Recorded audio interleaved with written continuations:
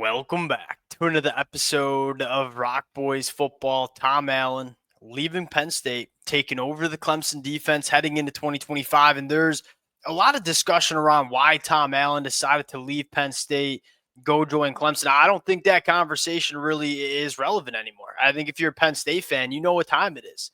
It's time to start building the defensive coordinator hot board. You look at Penn State, you look at the season they just had in 2024, you look at the defenses they've put out the last 5 years, this immediately becomes an extremely attractive destination for defensive coordinators. Like, you're coming to a program, to a defense that you can take over and kind of just hit the ground running with. Manny Diaz, Tom Allen, both really good defensive coordinators, right? There's not a bad word we're going to say about Tom Allen and what he did with the Penn State defense in 2024. But I think at the bottom line is, look, James Franklin's got a chance to go out and make a really, really big splash hire. And I would expect James Franklin to do so. Want to talk about some names that, just immediately popped into my mind when you start talking about Penn State defensive coordinator candidates. Now, before we get into it, as always, Penn State fans, one, let it fly in the comment section. Start dropping the names. So we're probably going to have a lot of this conversation over the next couple of weeks, depending on how long this process takes. Appreciate you guys rocking with it. If y'all do enjoy the content, consider subscribing to the channel. Without further ado, I think the obvious, when you see, all right, Penn State needs to hire a defensive coordinator, the obvious discussion goes to Dan Lynn. Obviously a Penn State alum, has been one of the best defensive coordinators in the country over the last couple of years. And look, that USC defense, in terms of overall defense in 2024, it's not going to tell you it was a top 10 defense in the country, because it was not.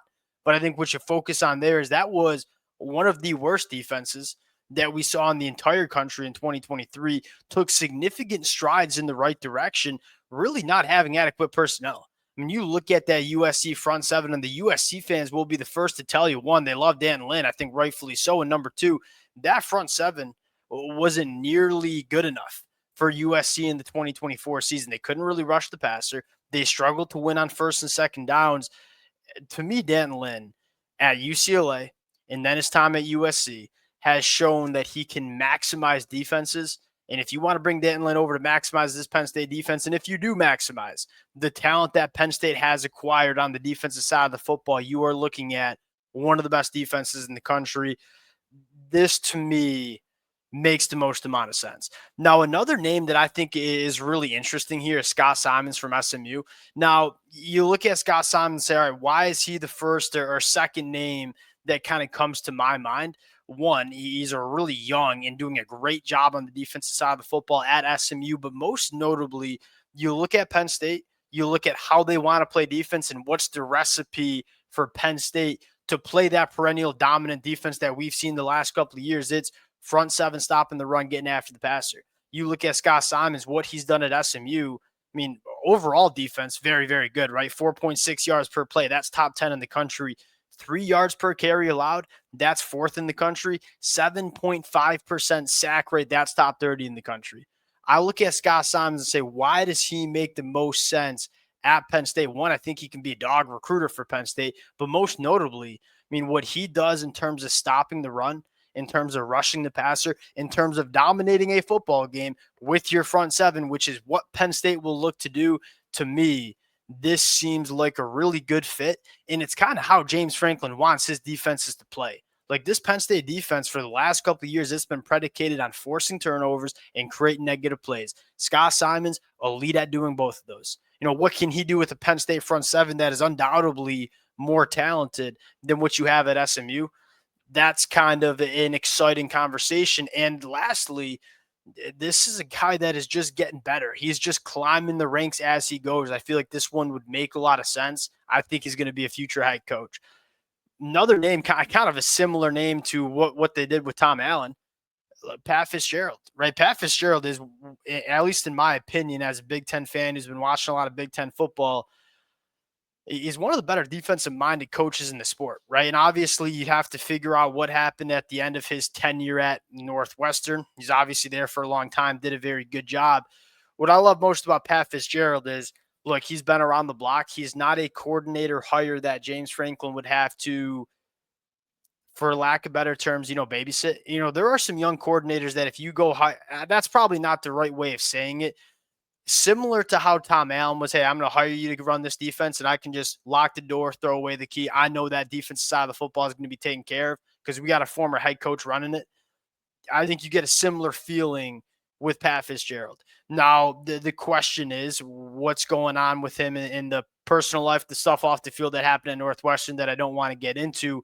If he's able and willing and wants to get back into the coaching game, this would make a lot of sense. And quite frankly, it'd make a lot of sense for Pat Fitzgerald too, right? If Pat Fitzgerald wants to become another head coach, what better way to kick that off than go and taking over Penn State defense, continuing that dominance? You're going to get looks to become a head coach at some point. I think Pat Fitzgerald would make a lot of sense. And what I love about him is just, look, for the Penn State fans, you all know I'm a Michigan fan. We've been watching a lot of Big Ten football for the last 2 decades since Pat Fitzgerald's been coaching Northwestern. That team's not nearly as talented as teams like Penn State, Michigan, Ohio State, but they always hung tough and they always maximized the talent that they had on the football team. If again, kind of similar to what we talked about with Danton Lynn and Scott Simons, you get a guy that comes in, maximizes this talent. I think that'd be a really good hire. The last one I want to talk about, and this one I got from one of the Penn State message boards, and I love it. Illinois' Aaron Henry. Younger cat took over for Ryan Walters when he left to coach Purdue.